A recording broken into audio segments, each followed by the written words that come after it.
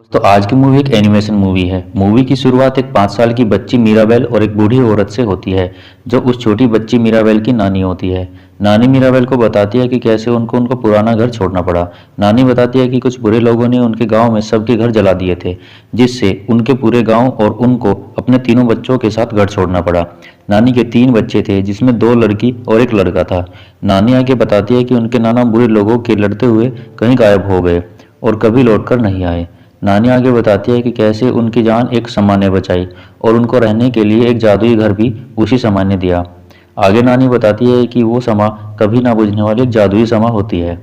फिर नानी बताती है कि उस समा ने उनके तीनों बच्चों को अलग अलग जादुई शक्तियां भी दी और जो भी बच्चा उनके परिवार में 5 साल का हो जाता है, ये समा उसको कुछ जादुई शक्तियां देती है। नानी आगे अपने परिवार के बारे में बताती है और उनके शक्तियों के बारे में भी कि किस किस के पास क्या क्या स्पेशल पावर्स हैं। तो सबसे पहले उनकी फैमिली का नाम होता है माद्रिगल। मीराबेल की मौसी का नाम होता है पेपा, जो मौसम को कंट्रोल कर सकती है। पेपा जब रूठ जाती या दुखी होती है तो बारिश आ जाती है। उसके बाद मामा ब्रूनो होते हैं, जो गायब हो गए हैं और कोई भी उनका नाम नहीं लेता है। उसके बाद मीराबेल की माँ होती है, जिसका नाम गुरियंता है। स्पेशल पावर ये होती है कि वह मिठाई खिलाकर किसी भी रोग को ठीक कर सकती है। उसके बाद उसकी बहन इसाबेला है, जो कि हर चीज़ में परफेक्ट है और वह फूलों की मलिका है। उसके बाद दूसरी बहन लुइया होती है, जिसमें बहुत ताकत होती है, जैसे महाभारत में भीम में थी, और परिचय यहीं पर ख़त्म हो जाता है। आगे हम देखते हैं कि कुछ बच्चे मीराबेल से ये पूछने की जिद करते हैं कि बताओ तुम्हारे पास क्या स्पेशल पावर्स है। तभी उसकी बहन सबके सामने उसकी यह पोल खोल देती है कि उसके पास कोई भी शक्ति नहीं है और समा ने उसको कोई भी स्पेशल पावर्स नहीं दी है। इस बात का मीरा को कोई दुख नहीं होता है, वो बस इस बात से खुश है कि वो इस फैमिली का हिस्सा है। आगे हम देखते हैं कि उनके घर कुछ फंक्शंस होने वाले हैं और सभी उसकी तैयारियों में लगे हुए हैं और मीराबेल भी इसमें उनकी हेल्प करती है। पर घर के सब लोग उसको ये जताने की कोशिश करते हैं कि वह एक सिंपल लड़की है और उसके पास कुछ भी स्पेशल पावर नहीं है। पर मीराबेल फिर भी काम करती रहती है और बार बार सबके टोकने पर मीराबेल अपने कमरे में चली जाती है और देखती है कि उसका कजिन, जिसका नाम एंटोनियो है, उसके बेड के नीचे छिपा होता है। दरअसल उसको आज वो सुपर पावर मिलने का दिन आ गया है और परिवार के सभी लोग उसी दिन की सजावट में लगे थे। एंटोनियो घबराया हुआ होता है कि कहीं उसको भी सुपर पावर ना मिली तो क्या होगा। और वो दिन आ ही जाता है। गांव के सब लोग ये देखने के लिए उनके घर पर इकट्ठा हो जाते हैं और उनकी नानी, head of the family, Antonio को जादुई दरवाज़ा खोलने को कहती है। और तभी एक पैरट उसके हाथ पर आकर बैठ जाता है और एंटोनियो को शक्ति मिलती है कि वो किसी भी जानवर को बात कर सकता है। तभी सब लोग एक ग्रुप फोटो लेते हैं, पर मीराबेल उस फोटो में नहीं होती है और कुछ देर के लिए वो निराश हो जाती है।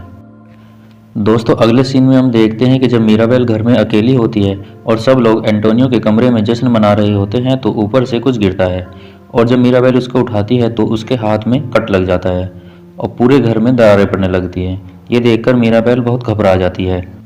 फिर तभी वो भागकर सबके पास जाती है और उनको बताती है कि घर टूट रहा है और समा भी बुझने वाली है। पर जब सब लोग घबरा कर आकर देखते हैं तो वैसा कुछ भी नहीं होता।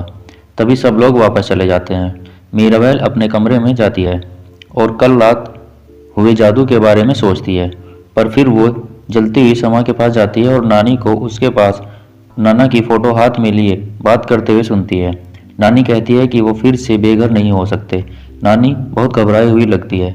मीराबेल की ये बात सुनकर खुद से कहती है कि वो इस घर को कुछ भी नहीं होने देगी और वो जादू के बारे में जानने में लग जाती है। अगले दिन मीराबेल की कजिन बहन डलोरिस उससे कहती है कि लुइसा भी काफ़ी घबराई हुई है और मीराबेल लुइसा के पास जाती है। तभी अगले सीन में सभी लंच कर रहे होते हैं और नानी सबसे कहती है कि मरियाना इसाबेला का हाथ मांगने आने वाला है। तभी मीराबेल देखती है कि लुइसा वहाँ से जा चुकी है और मीराबेल भी उसके पीछे पीछे चली जाती है।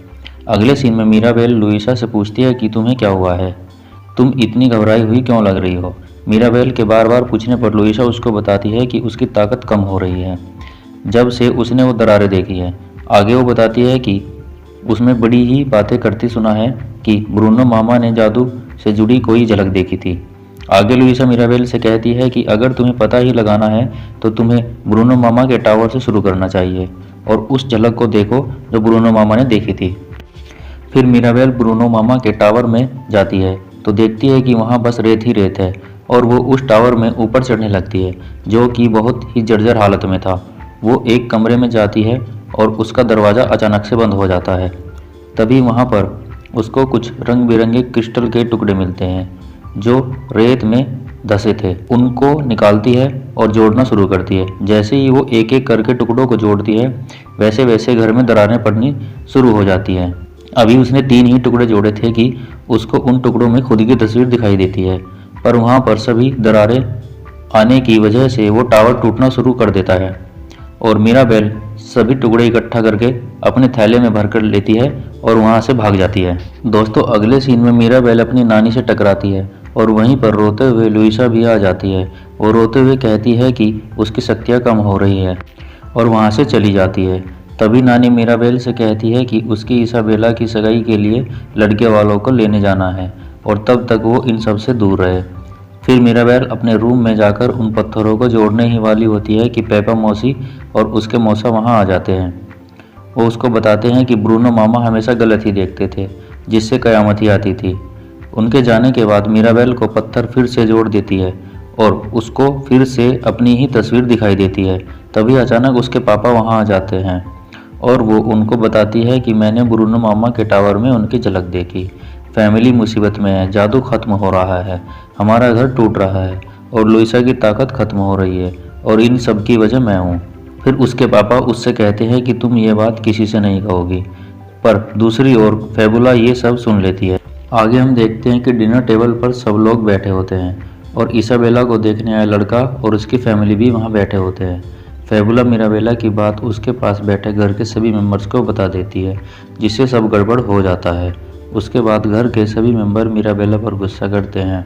उधर कुछ चूहे हरे रंग के क्रिस्टल लेकर भागने लगते हैं, जिससे मिराबेला भी उनका पीछा करते करते घर के एक खुफिया हिस्से में चली जाती है, जिससे उसको उसके मामा ब्रूनो दिखाई देते हैं।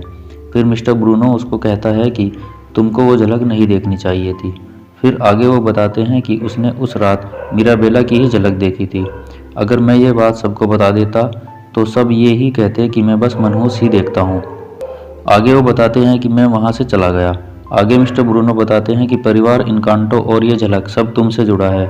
और फिर वो मिस्टर ब्रूनो को कहती हैं कि तुमको एक बार और भविष्य देखना चाहिए। फिर मिस्टर ब्रूनो और मिराबेला भविष्य की झलक देखने लगते हैं और वो फिर से वही मनहूस झलक देखते हैं जिसमें उनका घर टूट रहा होता है, जिसकी वजह मिराबेला होती है। झलक देखते देखते उनको पता चलता है कि अगर मिराबेला इसाबेल को गले लगा लेगी तो उनका घर और करिश्मा बच जाएंगे। मिराबेल इसाबेल के कमरे में जाती है और उसको गले लगने को कहती है, पर इसाबेला उससे बहुत नाराज़ होती है क्योंकि उसकी सगाई मिराबेला की वजह से टूट गई है। फिर मिराबेल इसाबेल की किसी तरह गले लगा लेती है। सब कुछ ठीक चल रहा था, तभी वहाँ पर नानी आ जाती है और वो मिराबेला को खूब बुरा भला कहती है।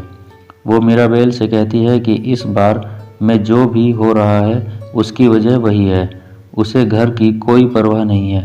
फिर मिराबेल अपनी नानी से बहस करने लगती है कि आपको कोई भी खुश नहीं कर सकता, आपकी ही वजह से सबकी शक्तियाँ जा रही हैं और ब्रूनो मामा भी आप ही की वजह से घर से छोड़कर गए।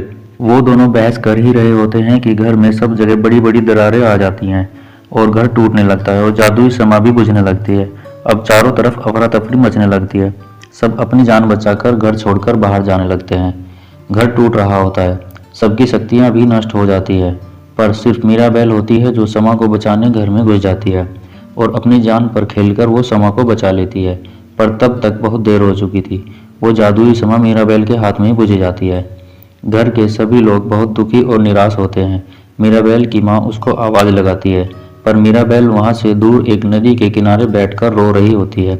फिर वहाँ उसकी नानी आ जाती है और उसके पास बैठ जाती है। मिराबेल की नानी बताती है कि ये वही जगह है जहाँ उनकी वो जादुई शम्मा मिली थी। वो उसको बताती है कि कैसे उन्होंने अपनी लाइफ की जर्नी पूरी की है। फिर नानी मिराबेल से सॉरी बोलती है और तभी अचानक वहाँ सुनहरी तितली आ जाती है जो मिराबेल ने झलक में देखी थी।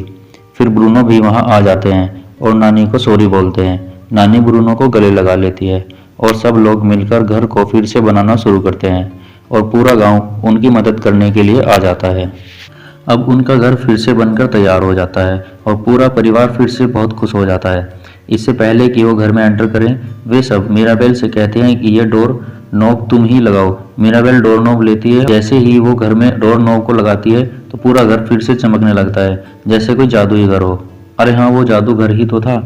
यहीं पर हमारी मूवी की हैप्पी एंडिंग हो जाती है।